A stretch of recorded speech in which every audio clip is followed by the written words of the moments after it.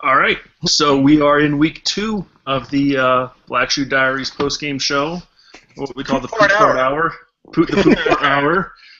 And you know what? There's not a better way to describe tonight's game because the first half we were like pretty bad, and then for most of the second half we were between the poop and the fart until Bill Belton's touchdown there in the final minute. In case you didn't see the game, which I don't think you didn't do. Penn State gets a big win in Piscataway, 13-10, after being down for the first 59 minutes.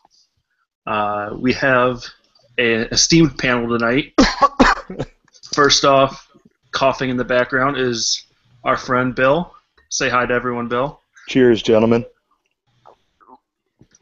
Next up, our resident basket bro, who we need to have some humor tonight, Mr. Chad Markulix. Hi, everybody. Yeah, it's Markulix. Hi, everybody. How you doing? And finally, we have Penn State recruiting guru and extraordinaire, Nick Pollock, joining us. Hello, everyone. Sam! That's all. That's all I have to say. Cash money. Nick, you sound like you haven't slept in like 4 days. It's been an interesting day. Right. So, I think Penn State wins a game that probably 98% of us didn't think we were going to win up until about 3 minutes left. Even though I texted Bill the end of the third quarter and said we're winning this, but I didn't even really believe that. Yeah, his exact text was here. Let me pull it up. I have it right here. All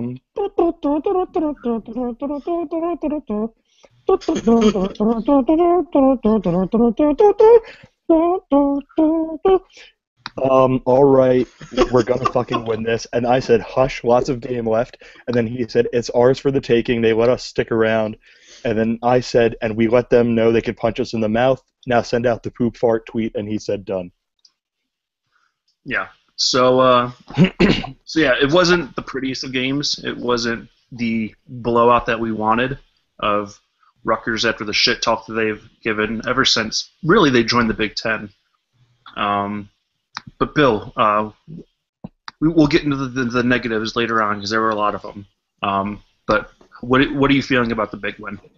I think that what we need to immediately do is like hire a hypnotist or something and make Christian Hackenberg perpetually believe that there is like 2 minutes and 15 seconds left in the fourth quarter and Penn State's down by 1.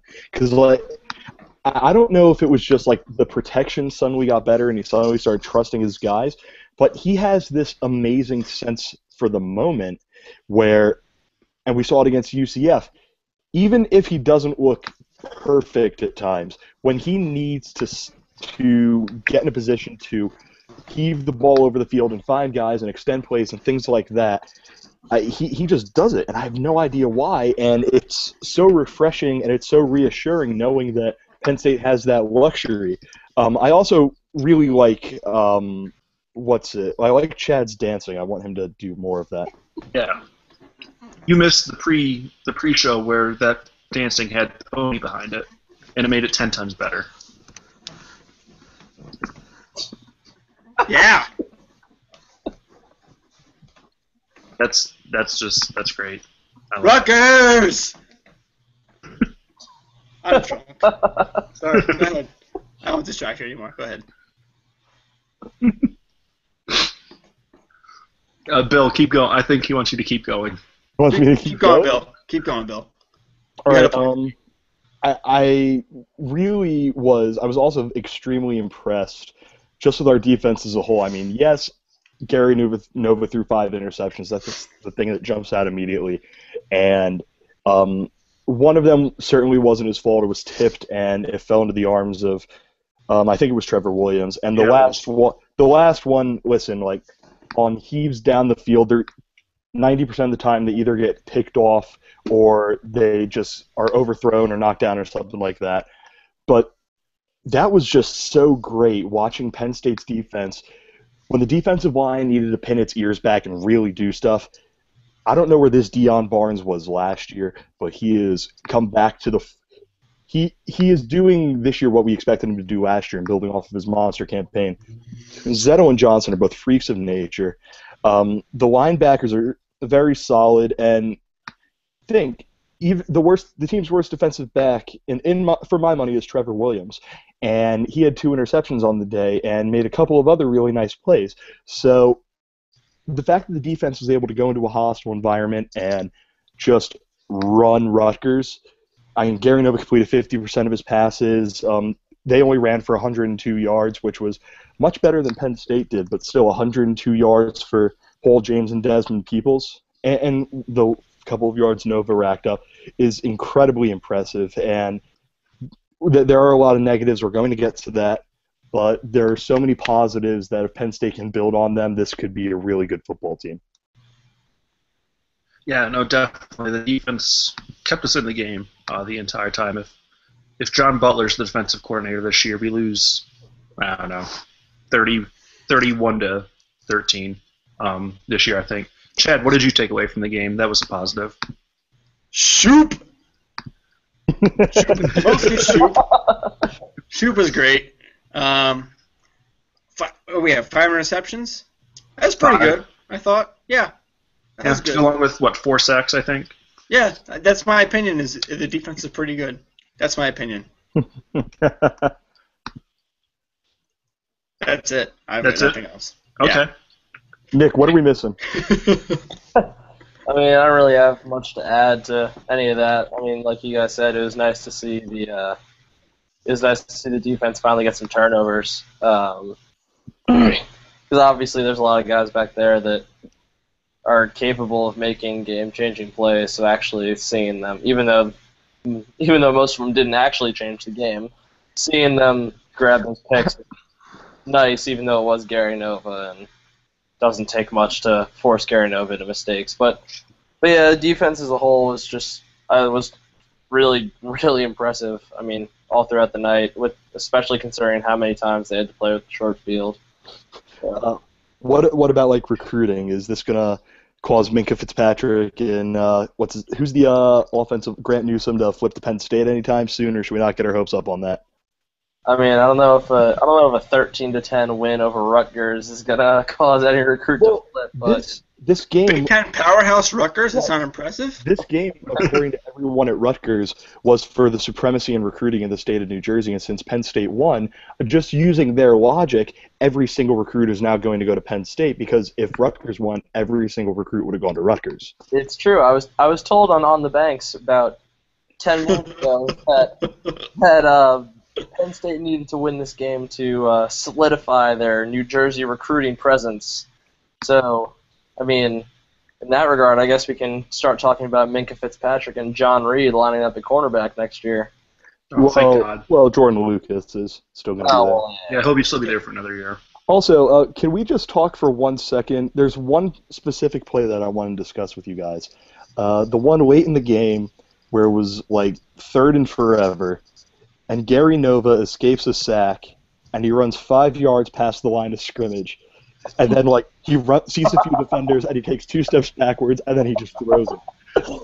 Where does that rank on the greatest plays in the history of sports? It has to be right up there with the time the baseball bounced off of Jose Canseco's head for a home run, right? I personally never thought that I was going to laugh harder at a play in a football game than I did when Marcus Colston tried to throw the ball across the field against the Seahawks in the playoffs.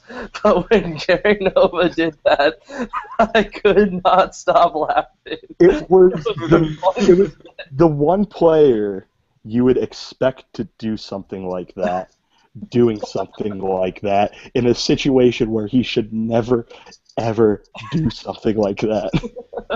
It would be like if you hit a triple in baseball and out of the box you just took off for third base. That's like what it was, right?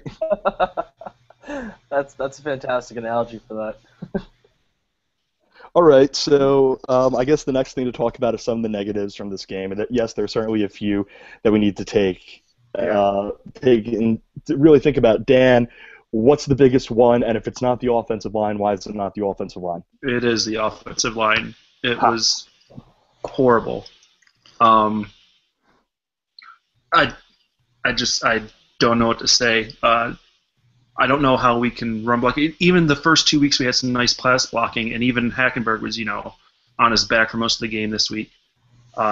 2 years ago, I thought Donovan Smith was going to be, one of those top 10 draft picks come this year or next year. He doesn't look like he could be drafted by anyone right now. Yep. The way he's regressed over the past 2 years is just ridiculous. He's either letting guys go. I've seen him, I've seen on multiple plays throughout the season, him just standing around in the backfield, like not doing a goddamn thing. And it's frustrating because you saw his freshman year, all the talent that he had. The other guys, Brian Gaya, and, was playing the defensive line, 4 or 5 months ago. Brandon Mahon is his first year. So I'm willing to give those guys a little more slack, even though, the performance tonight was just putrid. We should never be that bad, no matter what our experience is up on the line. But, the regression of Donovan Smith has just been, disappointing to say the least. And I think this team, and I said it at the beginning of the year, and, it's been made into a big joke on the site, but it's you can't say it's not true. The lack of experience and depth on the offensive line will tell how far this team will go. Yeah. And if they played like they did tonight, they're not going to go very far. Yeah, there was one moment in particular where I remember where someone on Rutgers got through, and they got to Hackenberg, and they literally had Hackenberg wrapped up, and I think this was actually the play where he was wrapped up and he somehow muscled and he was able to throw the ball at Geno Lewis's feet or something. Yeah. The guy had him wrapped up, and then Brian Gaia, in a moment of brilliance, goes, "Oh, I know what I should do. I should go push that guy who has my quarterback wrapped up right now," which is just going to bring him down to the ground sooner. So there's certainly a lot of things with refinement that need to be worked on. But Chad, what do you have to say?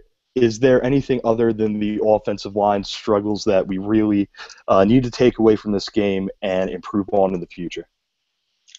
I mean, not really.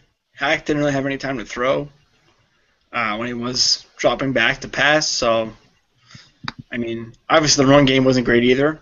Yeah. Except for maybe the final drive where Belton had that game-winning touchdown run. But, yeah, as long as the offensive line progresses, I'm not worried about this team at all. If they make strides, that's the key thing, because we have receivers, we have tight ends, we have running backs, everything else except just the offensive line. So if they progress, I'm not too worried about our chances for this year. And I mean, next year is the key year, I think, because if you think we're the class of the Big Ten, that's fine, but that doesn't mean much at this point. Considering how poorly the Big Ten has been this year. So if just progress toward next year, and if we have a stable offensive line going to next year, we could make some noise. But yeah, that's the big thing coming out of this game. And there were plenty of moments where you saw Hackenberg. He was getting his feet set, and he had a little bit of time to throw, but he felt rushed, and you saw his eyes were looking at his offensive line because he wanted to know if there was pressure coming anywhere. Nick, I want to get to you. Your thoughts, whether it be on the offensive line, on the running game, on whether or not this means we're going to lose recruits because you're the recruiting guy, anything like that. Just what are your general thoughts right now that are negative, whether they be about the game or about one of us, namely Chad? You could say the running game and its lack of anything really, but it all comes back to the offensive line. I'm not going to blame Bill Belton, Zach Zwinick, and Akeel Lynch for not being able to get going when there's nothing in front of them to get going to. So it really just always comes back to the offensive line right now, and it's understandable. Andrew Nelson's a freshman, Brandon Mayon's a freshman, Gaia and Dowry, or whatever they are, they're defensive tackles. And then Donovan Smith, who forgot how to play football. So, it's clearly on them, and they have the potential to be much better, especially if Donovan Smith can figure himself out. And actually, frankly, I think that they should try switching Nelson and Smith opposite sides of the line, because I think Nelson's played a lot better. But, the offensive line, if they can improve, then this team could really do anything, frankly. If they can get some balance and give Hack extra time to throw, then I don't know what defense can stop them. I mean, even if the line improves, they'll obviously still have trouble with teams like Michigan State and Ohio State in particular. With even without Spence, just with Bosa and Bennett and Washington, they're going to rip our offensive line apart. Yeah. But I mean, as far as the recruiting angle, no, nothing's going to change in the immediate future with recruiting. I mean, if anything, the lack of depth on the offensive line will further entice other offensive line recruits to come because they know they'll be able to get early playing time. Yeah. So guys like Steven Gonzalez and Matt Burrell, if he ever figures out where he's going to school, should something happen to Brady Hook up at Michigan, then Grant Newsom flipping to Penn State, I would say is pretty much inevitable. But yeah, I mean, yeah, nothing immediate, but yeah. Even if they get Harbaugh? I mean, yeah. That's bold, my friend. Yeah. Yeah. Well, I think we all think the offensive line was our biggest negative tonight. Every week it seems we have this conversation on Twitter, or at least people get up in arms on Twitter about it. Is the Wildcat offense, which made another appearance tonight and didn't work as great as it has in past weeks. One was Belton taking the snap and Hackenberg bobbling the handoff and almost throwing a pick. The offense sort of went away from that after it didn't work, the first 4 or 5 times in this first half. I don't think we saw it all in the second half. When we talked about it last week, we'll talk about it again this week, is it a viable offense? Is there a way we can use it, especially when, as we've seen, the offensive line doesn't really get a push? Bringing in an extra blocker might help. Or even you could even sort of swing the offensive line like we did on a couple of those sweeps where Zwinak and Belton had a couple of big games on those sweeps tonight. Long question short. What are you guys seeing the Wildcat being the rest of the year? I'll chime in first because I'm going to leave right after I answer. But boo, boo! It's only 12:35 there. It's going to really what we had happen last week, where the host where Devin bailed out and that took us offline. If that happens because Nick leaves, I'm going to make you feel so bad about it. I mean, I was the last one to join the chat. I'm sure nothing bad will happen if I leave it. All 19 of our viewers right now are going to be really disappointed that you're leaving us, Nick. Hi, 19 viewers. We appreciate you being here tonight. Thank you. 20 viewers. Yeah. Oh, if we're able to get it up to 30, we'll have Chad dance some more. Yeah. I will dance. And he'll take off his shirt. Whoa, that's funny. That's funny. That's funny. All right, well, like I was saying, I found the plays where the Belton pitchbacks to Hackenberg. Those caught my eye more than any other Wildcat play we've run so far. I mean, the idea of Belton throwing the ball is enticing, but I'm not sure he could be as effective as he was in high school while he's wearing gloves and after 4 years of playing running back. So that option doesn't really excite me as much. But it was a cool wrinkle seeing that play, at least seeing them attempt that play at the very least. I have no problem with trying something like that once a game. Or, I mean, if it works, maybe twice. But as far as just doing it once just to give the defense something else to think about, I'm okay with that, especially if it's early in the game like it was today. But as long as, my main qualm with the Wildcats is that it takes the ball out of Hack's hands. So if there's a play like that where the ball ends up back in Hack's hands, then once a game, I'm okay with that. That's fine. Okay, now fine, get out of here. We don't want you anymore. Bye, Nick. Bye, Nick. Bye, friends. Be gone. Oh, he's gone. We're still live. We're still He live. left. It still works.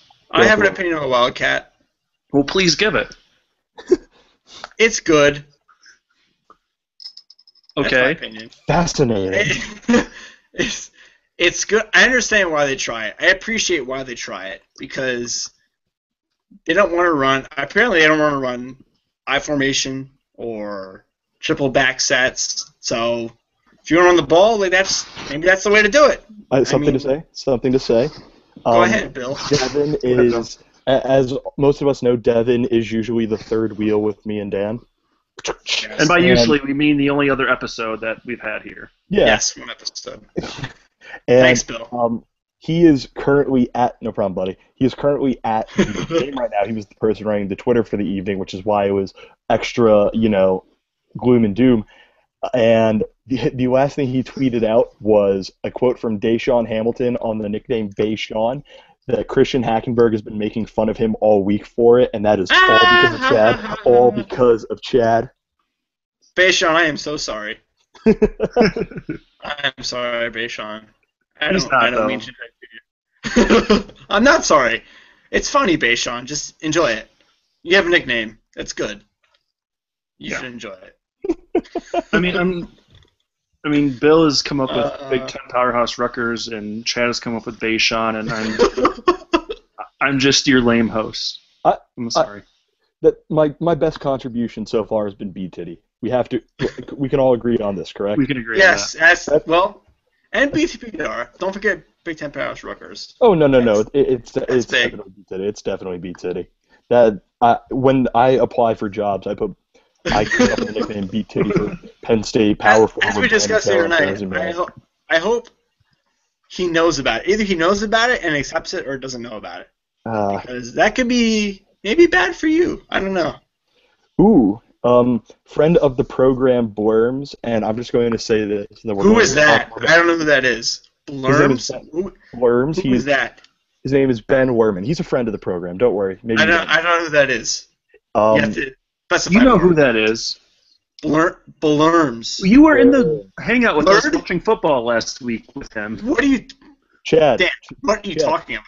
Chad, you and I... Bird? Bird? Bird? You and Blurms and I, we put our arms around each other and sang the national anthem in Columbus, Ohio, approximately. I don't remember that. Oh, maybe I was too drunk, but... No, that was the night before. Blurms. But... Isn't that the soda in Futurama? I think that is. That's what that is. It's a soda in Futurama. Soda. I think you're talking about Slurms. I know who Blurms I know is. What it is. I'm sorry, Blurms.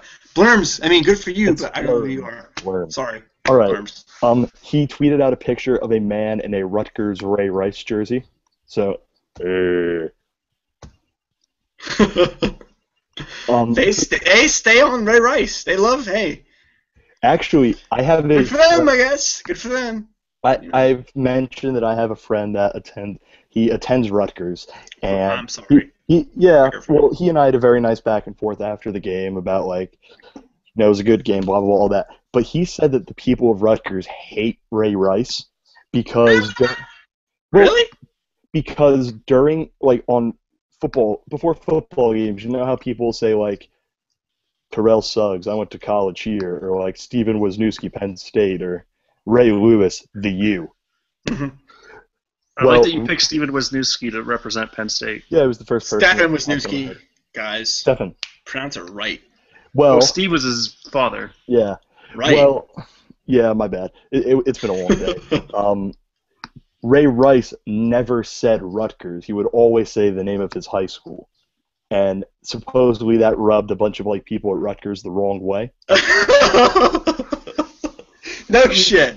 To be fair, what doesn't rub the people of Rutgers the wrong way? Well, I mean, he would never do this, but this is just a person whose name popped into my head. He was the first one, and just imagine if before a Minnesota Vikings game, Michael Maudie said, "Michael Maudie, Mandeville High School." Everyone would be very upset about that. And when you add in the fact that Ray Rice is probably the best player in program history, you really feel an extra sense of pride having him, and then it almost feels like he's turning his back on the program. So I kind of get that. But back to the Wildcat. I think it's fine for 4 or 5 snaps a game. I liked how we started to see a few little wrinkles in there. We started to see that hat coming around. If the pitch to Hack was better and he was able to handle the ball a little bit better, that's a touchdown. Yeah. They showed replays, and that's a touchdown. The other one that popped into my head is the one where Belton threw the ball to Hackenberg, and Hackenberg looked to throw it to somebody, but nobody was open, so he ran it for 9 yards, which was awesome. Yeah. That was so cool. And I enjoy that we're starting to see more of a passing element out of it. Next week, I want to kind of see the full Wildcat playbook because it's UMass, and that's certainly a game that nobody should take seriously. I mean, hey, they gave you for all today. Do you want me to read that tweet about Derek Mason again? Yes. This was tweeted by @Scalawag. Derek Mason is to all accounts a fine gentleman and an excellent defensive coordinator. He coaches the team like a crab fucking a beach ball. So that's how it's kind of going. You guys ever seen a crab fucking a beach ball? It's pretty erotic. Is the word, I guess. It's pretty erotic. The mothership is going to shut us down. Yeah, probably. We're sorry, Spencer. And Bring Jason. it on. Bring it on. Try and shut us down. What else do we want to talk about? We didn't really get many questions, so we can't really talk about any questions. We have questions? One thing that what the fuck, readers?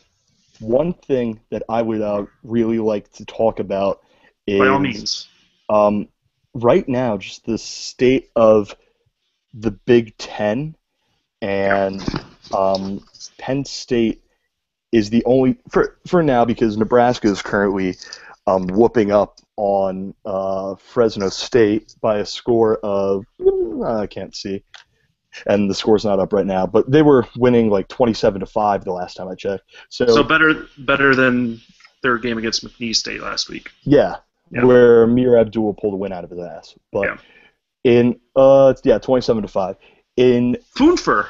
Yeah, within the next hour and a half, Penn State is going to be one of 2 undefeated teams in the Big Ten. And yeah, part of that is because Michigan had a very tough game against Notre Dame. Ohio State had a very tough game against Virginia Tech with, still trying to get J.T. Barrett in there. Sparty had to go to Oregon, which is just a death sentence. Wisconsin had to play LSU. But Penn State's 3-0 right now. The team, just to get bowl eligible, needs to win 3 more games, and 2 of them should come in the next 2 weeks because UMass is really, really bad. And Northwestern, they're 0-2, and saying they're a dumpster fire is an insult to dumpster fires. So should we be optimistic that, yeah, there's a very tough stretch where it's Michigan, Ohio State, and Maryland. Should we be optimistic that, you know what, this team could be 5-0, and even if they lose those 3 games, 8-3, 8-4, if they lose to Maryland, possibly 9-3.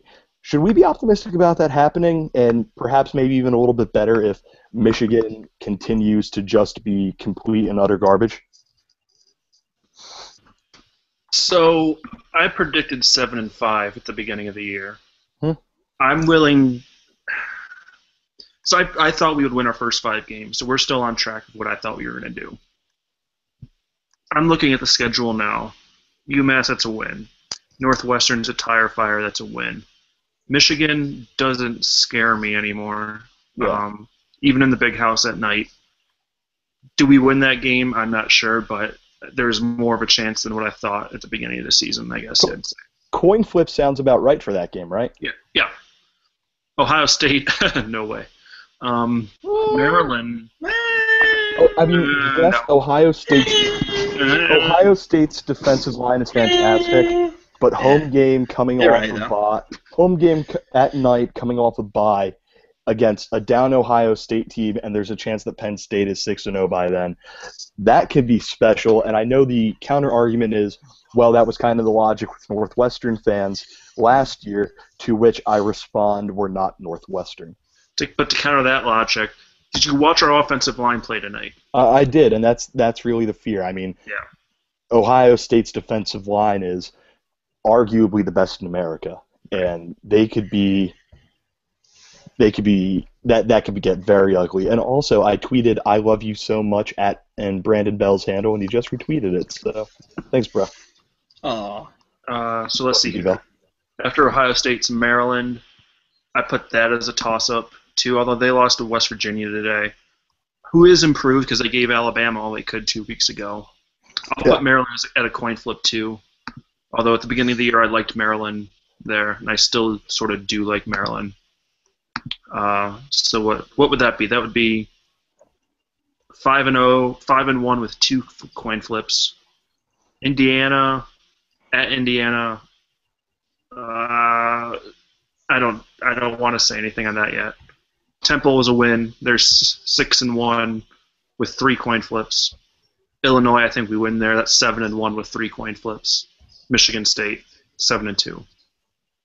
I'd be willing to bump up my prediction to 8-4.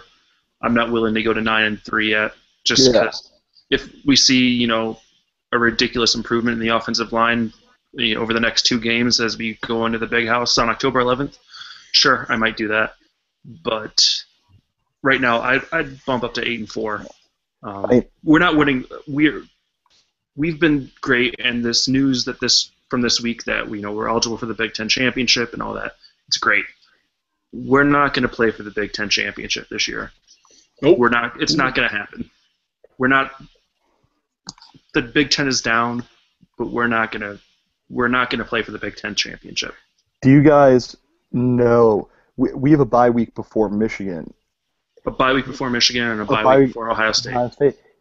Guess what Michigan has to do before they host us? I don't know. Please tell us. They have to go to Rutgers at night, which as we learned That's tonight, a loss. Which, as we learned tonight, it is a lot more difficult than we previously thought. But, and I know I'm being complete and utter homer on this. That's a very interesting caveat, knowing that Penn State is going to come in fresh with the game plan specifically for that game, and Michigan's going to be coming off of what's going to be a war against Rutgers at home. At Rutgers, my apologies. Chad, what are you thinking about this? About Michigan's chances or Penn State? About Penn State. Well, the rest of the season. If you want to get some Michigan in there, by all means, get some Michigan in there. I don't want to get Michigan in there. I love talking about how Brady Hoke and I are both going to be not employed by Michigan in 3 months. But Michigan is not good. Not at all. No, but Penn State. Who is in the Big Ten? Is Penn State good? I don't think so. I don't think we're good. Penn State's good. We're better than an average Big Ten team. Penn State, Nebraska. I think Nebraska's pretty good, and they're showing that right now. Yeah, they're molly-whopping Fresno State right now. Fresno State today, but it's Fresno State, and they barely escaped McNeese State last week. So I have no idea who's good. Maybe Penn State's the best team. I don't think so. During the game, Celebrity Hot Tub had a great tweet because he's a Florida grad, and he was watching Florida and Kentucky, which was just an abomination of college football. Who won that? I don't even know who did win that. I have no idea. I know they went 3. I know they went to 3 overtimes. I think Kentucky won. Really? Let me look. No shit. Florida won 36-30. Oh, damn it, Muschamp. But he put out an interesting thought. He goes, "What if every college football team is bad?" That's very possible. Which this year I agree with. To which I posit, who is good? Who is good in college football? Well, that's the whole point. He goes, since college football is relative, if everyone's bad, that means everyone is also good. That's true. Who is good though? Bama, Oregon, and Oregon. Florida State. Florida State. Are they? Florida State's good. They weren't that great against Oklahoma State. I mean, if you asked me earlier today who I thought was maybe the best team in the country, I would have thrown Georgia into that mix, but they got relatively speaking, they got embarrassed by South Carolina, and I don't know if that says more about how bad Clemson is or how freakishly good Texas A&M is. Texas A&M is awesome. We didn't mention. Okay, how about this? is there any chance the Big Ten gets a team in the playoff? It Any would chance? It would require Penn State or Nebraska, because I'm just saying them because they're the only two undefeated teams. It would Right. require them So winning you think it out. would take an undefeated team? Michigan State goes undefeated from here on out. They have one loss, a one-loss Michigan State team. There's no chance they get it in, you think? I think there's a chance, but it would be more about everybody else than it would be about Michigan State. Because I feel like BYU would take their spot in that Ooh. 14 playoff. Oh, you knew if BYU's undefeated. If they go undefeated, yeah. Yeah. I don't know if they Mormon put BYU in the first year of the playoff. I don't know if they put someone from that group of 5 in there.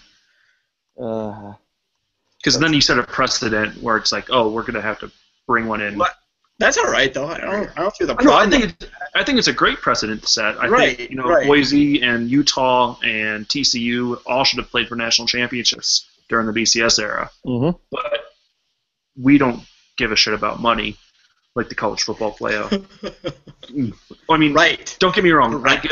I give a lot of shits about money. I just don't have any at the moment. Yeah. Okay, so what are your 4 teams right now? Both of you guys. Dan, go ahead. Right now, I didn't even watch enough today to know. Well, I mean, Like I was tailgating and then I napped during the Tech blowout, and then I don't care about your day, Dan. Just give me the 4 teams. Okay, I think Oregon's definitely in there. Yeah. I think Florida State's definitely in there. I put Texas A&M in there.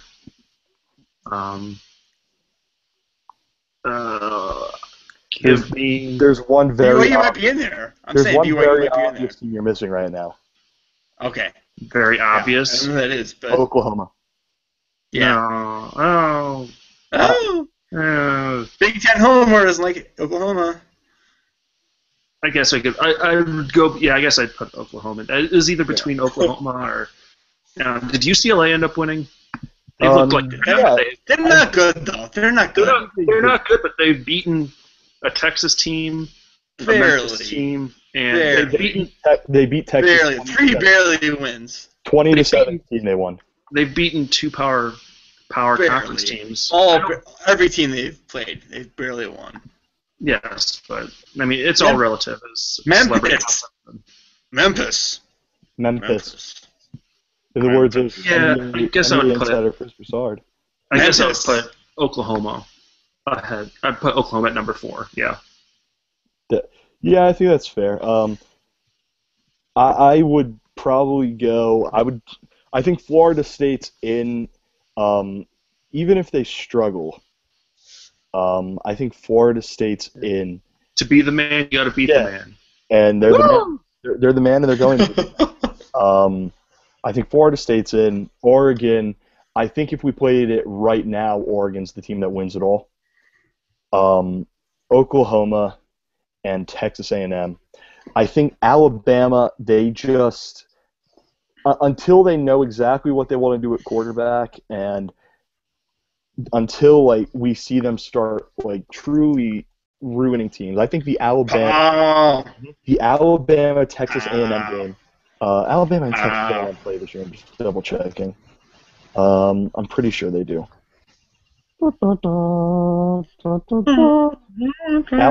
Alabama, Texas A&M at Alabama. I think that game and Texas A&M Auburn. Those 2 games can ultimately be the 2 games that decide who makes it, because if Texas A&M is able to beat Auburn and Alabama both on the road, I think they can afford 1 loss and still be in the playoff. Yeah. I'm going to come in just a second, and then we'll get your things. Send us questions so we have something to talk about after this. Please. Because I'm not tired yet. I took a nap during the middle of the day. Yeah. I know Chad doesn't want to hear about my day, but I'm not tired yet. And I think we want to go for a little bit. Dan, I don't care. I don't care, Dan.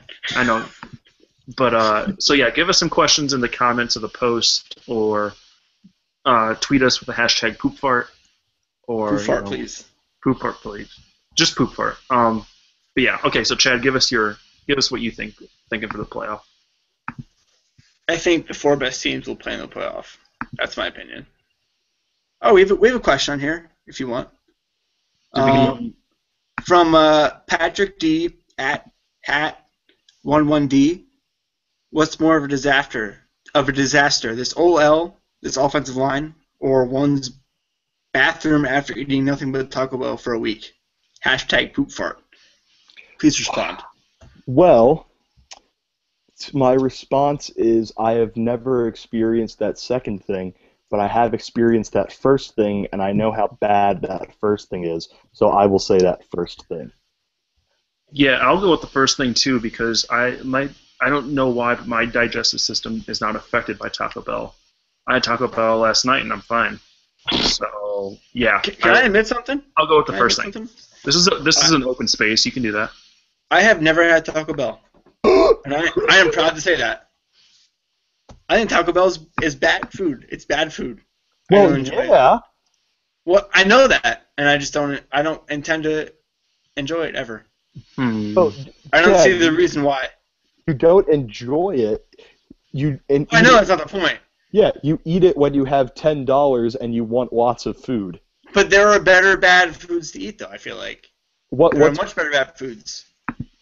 May I ask, what are some better bad food places, in your opinion?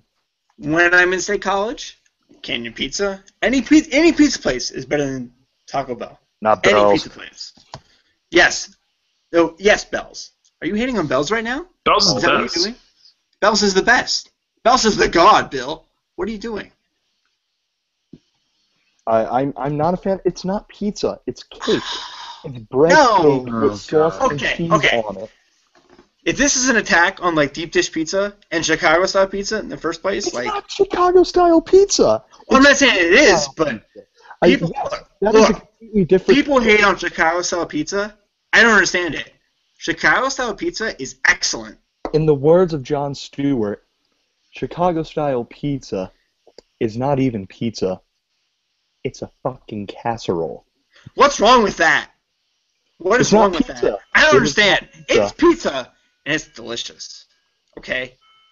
Have you had deep dish from Highway Pizza in State College? It's I- amazing. Well, Don't fucking talk the until only you've time- had that the pizza. only time I ever had Highway Pizza, I ordered it for delivery, and I lived right around the corner from Highway, and it took them an hour and a half to get for me, and after that, I never ate it. You That's had also- delivery and it lived Yeah. how far away from you? A quarter of a mile, maybe a third of a mile. Well, maybe don't be so lazy, Bill. How about that? I'm sorry, Chad. I had my pants on, and I had no intention of putting them on. I had my pants on, and I didn't put them on, but whatever. Also, I also had the same issue with Bell's. I think I've told you guys this story about how I once ordered a pizza from Bell's at 2:30 in the morning, and at 5:30 the guy came to my apartment. Yeah, you've told us that story. I Did told you that not story. eat it? That's What? why you just don't get delivery from Bell's. I went to Well, yeah. bed. I mean, I went to bed. you go to the gaff, you get Bell's. That's how it works. You That's how it never go- works. I was don't at go to the Gap. I was at a gathering. It was actually the first time I met Dad. I mean, Dan avoid the IRL. gaff if you can, but if you're there, I mean, just you go to Bell's. It's right there. This is actually the first night I ever met Dan. That Oh. night, I went back to my place, and Dan can attest how far my place is, how far away my place is from Bell's. We got there, and we wanted wings over because, we're normal human beings, and we understand what good food is. That's fair. We called up Wings Over. They were closed at 2:30 in the morning on a Friday, which made no Really? sense. Yeah. So we said, okay, let's get a pizza. We saw Canyon, and then we went, wait, Canyon will never get our food here. They'll probably just forget about it and charge me for it anyway. Canyon's very efficient. Yeah. Canyon is very efficient for their cost. I enjoy Canyon delivery. So I actually heard if you Oh, order... go ahead. Proceed. Yeah. So then we called Bell's at about 2:30. I knew they closed at 4, so I expected to get my pizza by 4. At 3:30, I called them and said, hey, I called an hour ago. I just want an update on this. They said, oh, we're just pulling it out of the oven now. I go, oh, okay, perfect. It should be here soon. At 4:30, my pizza isn't here at my place yet, so I call them again, and they say, oh, we just put it in the car, and the guy's just leaving now. You should get your pizza any minute. I go, okay. 5:20 comes around, and I just fall asleep. I just, can't stay up any longer. I wake up, and I had, 4 missed calls on my phone from the guy from Bell's, and apparently one of my roommates heard him banging on the door, and they didn't want to get up and get it because it was 5:30 in the morning on a Friday night. It was Saturday morning, I suppose. Right. That's mean. Let's see here. Should So have woke up for him. in the comments section, we have some stuff. Question from Go PSU Chef. Should I consult a physician because I've had an erection since Belton scored because I knew Buckers fans would melt down? Yes. After 4 hours, you should consult a physician. That's the rule. Well, Go PSU Belton Chef. scored that touchdown at what, like 10 p.m. or no, 11 p.m. God's time. He scored that now. Oh no, never mind then. You have at 11:23 he scored that because at 11:23. Enjoy the erection. At 11:23 I tweeted Bill Belton is from New Jersey. Okay. So yeah, enjoy the erection. So yeah, you have 2 hours yet. Yeah, you have 2 so hours. You're fine. If you have a boner for another 2 hours. Enjoy your boner. You have 2 hours yet. All right. We have another question on here. We do. From Success with Honor Always. So does this loss effectively end Rutgers' dreams of the Big Ten championship this year? Yes, it does. It does. It would make this victory all the more sweet to think that in their first Big Ten conference game, they already ended their shot at a conference championship. Yep. Even though we knew that wasn't a real possibility anyway. Yep. Yeah. They got no chance. No chance. Yeah. Yep. But we, like you say, we already knew that anyway. I enjoyed crushing dreams. That was great. That was fantastic. We should crush dreams every week. I think that's my opinion. We should crush dreams whenever we can. That's a good thing for us. Yeah. Yeah. What in the words of in the modified words of Paul Heyman, Penn State is not here to put smiles on your children's faces. I forget what the rest of the quote is, but that's just that's just some wrestling geekdom. Yeah. I don't know wrestling. Yeah. Question on Twitter from Eric Hatton. How would you Pizza Boys suggest fixing the O-line woes? Get better players? Yes. Yeah. Well, just more time together, I think. There's talented guys there. Yeah. Like by more time together, like what do you suggest they do? Like on the bye week, go to a cabin and have a retreat. Yes, a retreat. I suggest a retreat. Either that or just freeze yourself until next year. Whoever asked that question, just free yourself and just wake up next year and you'll be happy because we'll have a good offensive line. Maybe not a good offensive line, but an offensive line that's not gonna get demolished by Rutgers. I mean, next year's offensive line is going to feature Steven Gonzalez, who is a freak, and Sterling Jenkins. Sterling Jenkins. I knew Sterling. Sterling Jenkins. A 6'7" freak of nature. It's also Sterling.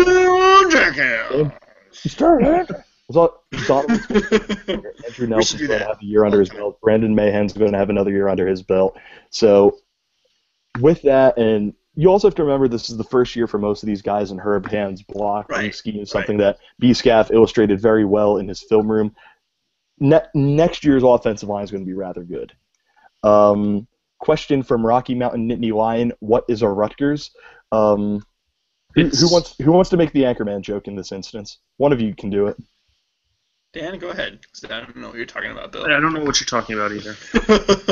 I believe Rutgers is an old wooden ship used primarily during the Civil War era. I was going to say Rutgers is like a Purdue in that we don't actually know what it is. Or if it even exists. Purdue is not a thing. It's an idea that you could be really bad at football and still have a team. Correct. That's fair. And this is actually a very good question. That's being generous, actually. A very good question from PSU_NitLion. Think a 2-loss SEC team gets picked over a 1-loss Michigan State. And Dan, I want to hear your thoughts on this because this is a very good question. I think I'm going to say no, but I think it depends on what other teams are out there. I think Florida State goes undefeated. I think that's done. So they're in. I think I want to see what happens in the Pac-12 because I don't know if I want to see if anyone can beat Oregon because I think someone could beat Oregon. They're hot right now, but I don't think they're unstoppable. I want to see if UCLA ever pulls their heads out of their asses. So if the Pac-12 beats up on each other, and the conference champion there ends up with 2 losses. I can't talk myself into it. So no, I think a 1-loss Michigan State team gets in over a 2-loss SEC team. Mm-hmm. Unless that team is Texas A&M. Yeah. Everyone wants Kenny Trill to, be ridiculous. Yeah. You're a future alum, Dan. Don't be biased. Yeah. Yeah. For those of you who don't know, Dan is going to do his doctorate at Texas A&M, which he's starting his which means that Dan is likely going to see a national champion in the next few years if Texas A&M can have a semi-competent defense, because that team can score 100 points on anyone. Yeah. Chad, what do you have to say about this? Because I do think this is a very good question. What's the question? I think a 2-loss SEC team gets picked over a 1-loss Michigan State. If there's another SEC team that's in the playoff already, probably not. If it comes down to like Bama having 2 losses or LSU having 2 losses and there's nobody else, maybe there's a chance that a Big Ten team gets in, but I don't know. It's too early to tell because there's so many games left, and Michigan State is the class of the Big Ten. I think they're pretty clearly the best team. They didn't play this week, but I mean, just the way they played against Oregon. I mean, Oregon's a really good team, and Michigan State hung with them for a whole half, which is sad to say. Yeah. But that's the best thing that happened to a Big Ten team this year, besides Penn State. Yeah. Penn State. But for playing Oregon at home, hanging in with them for a half isn't. They're still the team. They're the team to beat yet. And if they finish with 1 loss, they'll get in. They'll get in, I think. Yeah. All right. Florida State, I think they get in, but I don't think it gets a foregone conclusion quite yet.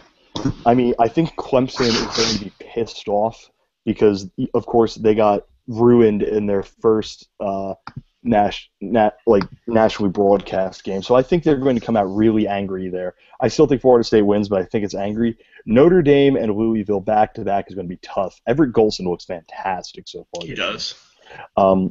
Ending the season against Florida, that's always going to be tough, but Oregon... Is it? It's always hostile. It's always hostile. Hostile, not tough. There's a difference between those words. It will require Florida scoring more than 13 points, which is going to be difficult. So I think... Hold up, just a second, Phil. Akeel Lynch just tweeted, "Follow my man at Skeeter Mills, a.k.a. Bayshawn Hamilton." Bayshawn, I am so sorry. Well, I'm kind of sorry, Bayshawn. I'm not sorry. Look, it's a good nickname. It's there for the taking. Like, somebody's going to think of it. Just because I thought of it, sorry, dude. Like, somebody was going to think of it. It's right. It's 1 letter off from Bayshawn. Sorry for being on top of it. It's all Bayshawn. good.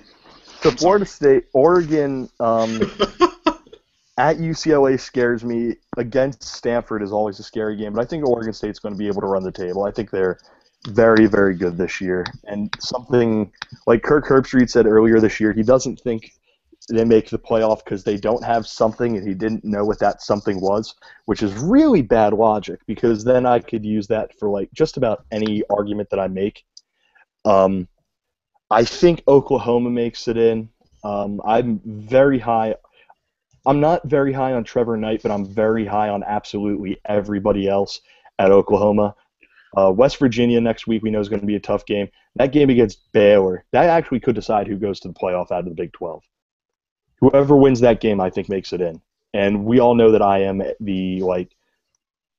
I am a huge Baylor apologist, but that game could very well decide who makes it in. And even if they don't beat Baylor, they have a very tough game the following week against Texas Tech. Guns up, everyone. Pew, pew, pew, pew, pew. Pew, pew, pew, pew, pew, pew, pew. Pew, pew, pew, pew. And then, I don't know. I mean, Auburn, Alabama, and Texas A&M, it's really hard to not see one of those teams making it in. But if they all have 2 losses and Michigan State has 1 loss, and this is also assuming that, like, USC and Notre Dame and those teams, they lose somewhere down the line and aren't factors. I think Michigan State's in, But kind of what I said earlier, it's an uphill battle for Michigan State, and it's going to be very tough for them to make it in. Right now, gun to my head, I say they're not in. But who knows? Ask me again in 6 weeks. Cliff. Another question from boys. Put finger guns away. Put the finger guns away. We're in the school zone. Okay. From Rocky Mountain Nittany Lion, and this is a very good question, and I think since Dan is in Texas and he is obviously his slang is better than all of ours. What is a trill? What is a trill? What is a trill? So a trill is actually a combination of words. A combination doesn't really make sense. So the trill is the combination of true and real. So as long as you're being true to yourself and you're real, that's being trill. And you know what? I can't think of anyone better than Kenny Hill to represent that name. I would like to add a disclaimer to this podcast. We are all very, very white. Yes. You were... My God, Dan, that was beautiful. That was a good explanation, though. I understand that finally. Thank you. From Aaron Speaks Jive. Who is that? He is a tweeter who tweeted a BSD tweet with the hashtag poopfart. I'm really drunk and high on life/a Penn State win. So chicken or the egg, and if we're being 100% honest, I like chicken more than I like eggs. I think that's what he's going for. I don't know where you guys stand on this. Oh, chicken. Definitely chicken. Definitely chicken? I'll see.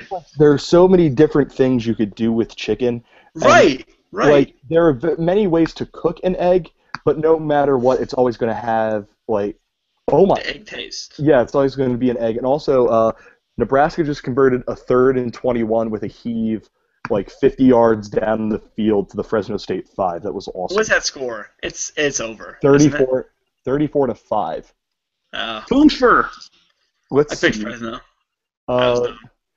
Oklahoma State 21, UTSA, or they as more commonly known, Meat 3. Fighting Cokers. Utsa. We have a new comment. Ooh, this is actually a very good question, and Chad can give some insight since he is personally friends with this person from Rocky Mountain. Wait. Oh, yes, okay. Will Sean Oakman steal the title for Baylor? Yes. I know the mothership did a mock draft, and they had Oakman going #1 overall next year. Okay, I was in a basketball class with Sean Oakman. Don't tell the story. Do not tell the story. I won't. No, I won't. If you want to hear the story, please email Chad. Message me or email me or direct message me on Twitter or whatever you want to do. But he's at Chad_BSD. That's me. Yeah. Sean was a great guy. We won the Morse basketball class championship, mostly because of him and slightly, very, very slightly because of me. Sean's a great athlete, and he fully deserves to be an #1 pick for turning his career around like this. He's a freakish athlete, and I think he has the drive and desire to be a #1 pick, and that's good for him because he earns it. He earned it. And he kind of screwed with Penn State, but you know what? He earned his second shot at Baylor, and he's taking full advantage of it. So good for him. He's Baylor's best defensive player by no like unwell wishes against him because he's a nice guy. He's a great guy. I mean, kids make mistakes sometimes. I've made plenty of mistakes. He's made mistakes, and he's a great football player, and he deserves to be a first-round pick next year. Definitely, and he is the best player on Baylor's defense. Oh, and yeah. I think we're all in agreement on this. And basically, whatever success Baylor has, it's predicated on their defense, like being able to hold teams because their offense can drop 50 on anyone. So if Baylor puts up, if they can hold teams to like 25 points, Oakman's going to get most of the credit for that. And if Oakman gets most of the credit for that, he's going to be viewed as a guy who turned around Baylor's defense, fly right up the draft boards. I mean, he's already 6'9", 300 pounds, and fast as all hell. So, and he's a very good just defensive lineman. So why not Sean Oakman being the guy to help steal a Big 12 title for Baylor and get them into the BCS, not the BCS, the College Football Playoff, BCS, to get the Crossroads? Yeah, no, I don't know if you guys watched the Baylor-Buffalo game last night, but he absolutely killed Buffalo's quarterback on one play. Like I don't even know if the offensive lineman touched him. Mm-hmm. He came around the side and just popped the Buffalo quarterback. I felt bad. I didn't think he was going to get up. He got up right away, but it looked ugly. Every time I watch Baylor play and see him make a big play, I get a little sad inside that he had to be such an asshole to that cashier at the There are a number of Baylor guys that were at Penn State. Yeah. Levi Norwood. Phil Taylor. Levi Norwood's been really good for them. He's hurt now, but I was in line behind him at a Burger King, at the State College Burger King on University Drive before. Oh, I lived across from that last year. I know you did. Well, I'm saying this is I was a junior going to be a senior, and I was behind him in line at the Burger King, and he ordered a couple of hamburgers, and it was pretty cool. That's my Levi Norwood story. But yeah, we always talk about, especially now that he is having a really good bounce back year, how good Deion Barnes is. Deion Barnes is 6'4" and 255. Sean Oakman is 4 inches taller than he is. And let me do some math here. This is probably going to be wrong. 25 pounds heavier than he is. And that's wrong. Well, I'm kidding. I don't know. I'm 280 and 255. He's faster and stronger than Barnes. Imagine if he was still at Penn. If things played out a little differently and he was still at Penn State, and it's Barnes here, Oakman here, Zettel and Johnson, and then Owanian coming in and just ruining people. Yes, this is me orchestrating what a 3-man weave looks like. I love the 3-man weave. You guys. That's my favorite youth basketball drill. 3-man weave. You guys actually missed before when we first came on, and we were just talking for a little amongst ourselves, and to celebrate, we came on and Chad was dancing just immediately. I'm still dancing. I've been dancing all the time. You just haven't noticed. We came on, and I played Pony by Genuine, and all hell broke loose. Yeah. All hell broke loose. I think we have We have two more questions. Yeah. Okay. Again, from Rocky Mountain Nittany Lion, who's the real MVP of this. Is Austin Scott friends with Bam? Is Austin Scott friends with Bam Morris? I'll let you guys handle this one. Wait, okay. Who's Bam Morris? Bam Morris is an old NFL running back. Did he go to Penn State? He went to Tech. What Tech? He went to Texas Tech. Texas Tech. He went to Austin Scott went to Parkland. He's a high school rival of mine. I went to Northampton in Lehigh Valley. He was our big rival. He was really good. We never stopped him. That's my Austin Scott story. Oh, you got stories for days. I have a lot of stories. Yes. I will have a Saquon Barkley story this year. It will be Saquon Barkley was really good. We could not stop him. That would be my story. I am assuming this is a joke because both men had marijuana issues off the field. Saquon Barkley did not have marijuana issues, Bill, or does not, as far as I know. Saquon Barkley's very good. We're going to be stacked at running back next year. Another question from PSU_NitLion, and this is interesting. Do you think Big Ten powerhouse Rutgers was going to rush the field? Oh, absolutely. Yes, they would have. Yes, they would have. And that is so sad. They would have rushed the field against an unranked team that they would have probably beaten 10-6. Can we read the post on the banks real quick? Just they won't know we read it. They won't read this. They won't watch this video. No. Hey, real quick, can we read it, please? Can I read it real quick? You're gonna read the whole thing? Not the whole thing. Okay, yeah. If you want to just point out certain parts, go for it. We have a very good question from Tim Aiden when we get back to this. Okay. In what some would consider a predictable outcome, mainly not people on OnTheBanks.com, the Rutgers Scarlet Knights lost their undefeated status by dropping their first Big Ten game to the Nittany Lions. They call us Nittany Lions, by the way, not TTFP for once. Or the Nitty Kitties. Or the Nitty Kitties. Or, like, they call us by a proper name at High Point Solution Stadiums. More like Low Point Problem Stadiums. Damn it. That's all I have. Just continue. Okay. Very good question from Tim. What is more satisfying? Breaking Rutgers fans' hearts the way we did tonight, or just flat out demoralizing them with a 49-6 type victory? The 49-6 type victory, of course, is a reference to Onward State writer Noel Purcell, who is a dear friend of mine and the God! Talking to throughout the game. He that was great. A fantastic piece for Onward State today, where he fired Joe Morgan to something, which if you don't know what that is, go read the piece right now. If I can get on to Onward State, because there's been a few issues with the site, I'll tell you what the name of it was. But who's attacking you guys? Who's attacking them? It was honestly... Is it gamers? I hope it's gamers. Probably just anonymous. Rutgers gamers fans.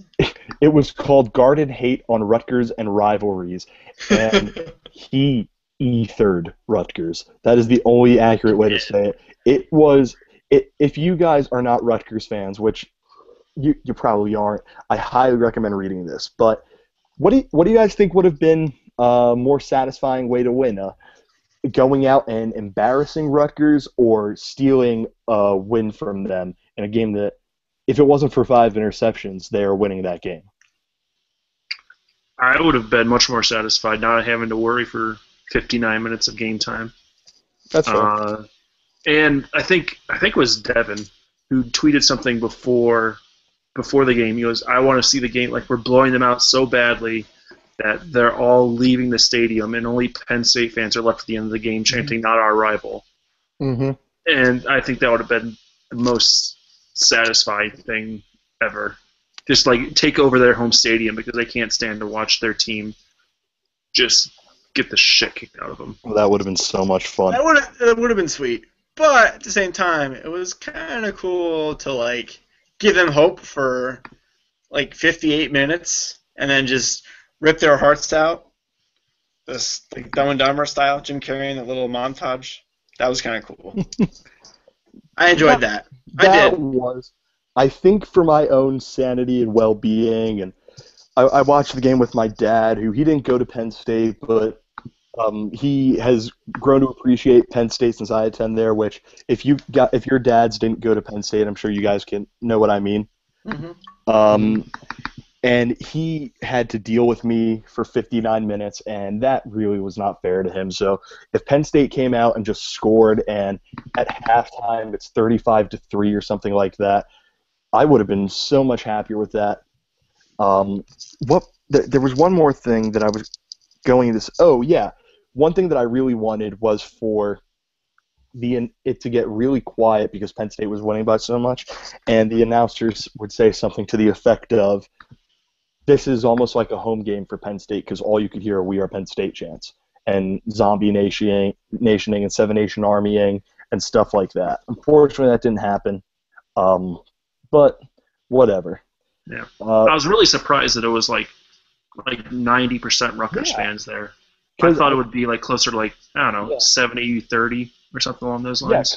Yeah, Collier tweeted something out where in his, like, recruiting area, it was 70-30 Penn State. Yeah, tailgating lots were 70-30 Penn Staters, and his shuttle to the game was 60-40 Rutgers fans, and that Penn Staters were significantly louder and stuff like that, which isn't really surprising, but it's still a very, very cool thing that happened. 2 more questions just came in. Who would have won in a fight, the Penn State football team or the Rutgers Cannon people? We're going to go to friend of the show, the Farmer Jones, for this one. Rutgers put Penn State's fans next to a lot of teams have something like this, guy with a cannon that was, firing the thing whenever they scored, whatever. And supposedly the guy with the cannon tried to start a fight with Penn Staters. I don't know about you guys, but if that happened, I would go with the Rutgers cannon guys because, one, they had a cannon, and two, the only cannon we had is Christian Hackenberg's arm.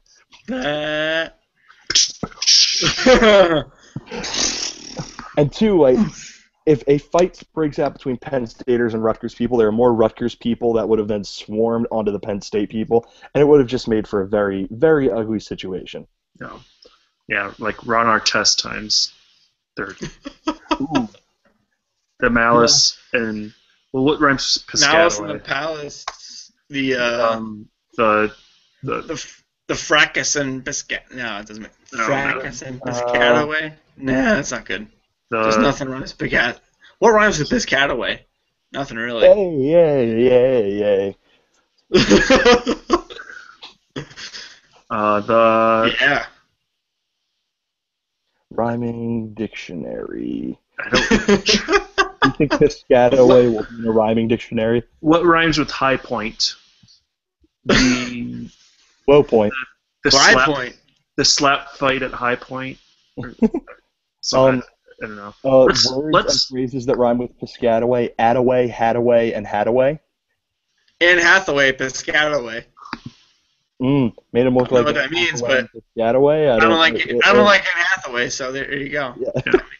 So there's one last question on here, and I'm getting tired, so let's just make this our last question. This is the last question, got it. Wrap it up. Go to bed.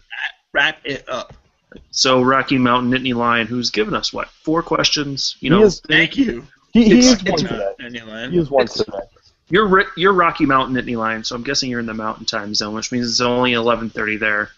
I still give you props, but not as many props as our East Coast viewers, where it's 1:30 in the morning. Yeah.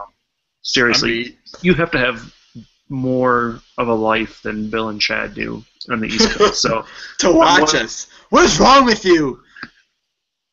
But so Rocky Mountain Nittany Lion. Last question is, how funny was it to watch Manjaro just say "fuck it" and tackle dudes? I will go first and say, considering we were still losing and everything seemed like a holding call and our offensive line was really shitty at the time, I didn't think it was fun at all. But now looking back, it was pretty funny. Yeah. Yeah. I think that's the accurate way of looking at it. I mean, if Penn State loses, we're starting this with why did we lose, and we go right to our offensive line. So the fact that one of our offensive line was one lineman was just straight up like tackling another dude, certainly not fun. But you know what? PSU_NitLion asked one more question. I want this to be the last question. Okay, that's fine. First thought in your head when Gary Nova tried to throw it 5 yards past the line of scrimmage. Oh, Oasis just started going off. Champagne we Gary won. Nova. My first thought was, we did it. We won. It's over. Yeah. Gary Nova is balls. Mm-hmm. For those unaware, a little joke among those of us who like the band Oasis to some extent, or at least are aware of them. You and 5 people. Yeah. They have a song called, well, I'm a City fan because of them, but whatever. They have a song called Champagne Supernova, and we have been remixing that and call it Champagne Gary Nova. You did good. Yep, and I actually wrote the song, and I will post that in the comment section to be named Bill, later. you have your guitar there. Sing it. I do have my guitar here, but I haven't played Champagne Supernova in a Play while. us out. Bill, you can do it. I have faith in you. Just play us out. Come on. Yeah!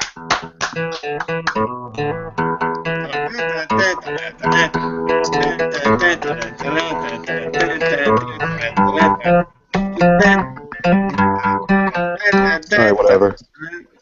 Go ahead, do it. I figured since we're a bunch of white guys, that would be a good way to. Yeah. So, thanks for hanging out with us tonight. Thank you. For Bill and for very drunk Chad, I'm Dan. I'm not drunk at Chad. Okay. We'll see you next week after UMass, and hopefully we kick their asses and don't have to deal with this. Deal with the frustrations that we had tonight. Devin's back next week, so sorry about that, guys. Yeah. Also, why are you apologizing? Don't apologize. Also, one big shout out to Boston College football. They took down USC today, and it was very emotional. A lot of us have probably They did, didn't they? Holy shit! 37-31. A lot of us have seen the story of the man in the red bandana. What conference are they in? They're in the ACC. ACC. Oh, that's right, they are. Yeah. Shit. Yeah, good for them. Good job, Boston College. They honored the man in the red bandana today. It was a very cool story. They had like bandana gloves and shoes, and they had a bandana stripe down their helmet. Very cool. Even if they weren't beating a team that everyone hates in USC, it would have been such a cool moment to see them win all that night. So, to Boston College football, I would like to propose a toast. Toast. Toast. Toast. Cheers. To Boston College. You're not drinking, Dan? No, I got home and literally set everything up. And I had some non-codeine purple drink at our tailgate today with Giselle. So I stopped drinking after my tailgate this afternoon. Fair enough. I made it through that entire game today without a drink, which is ridiculous. Wow. You're a superhuman.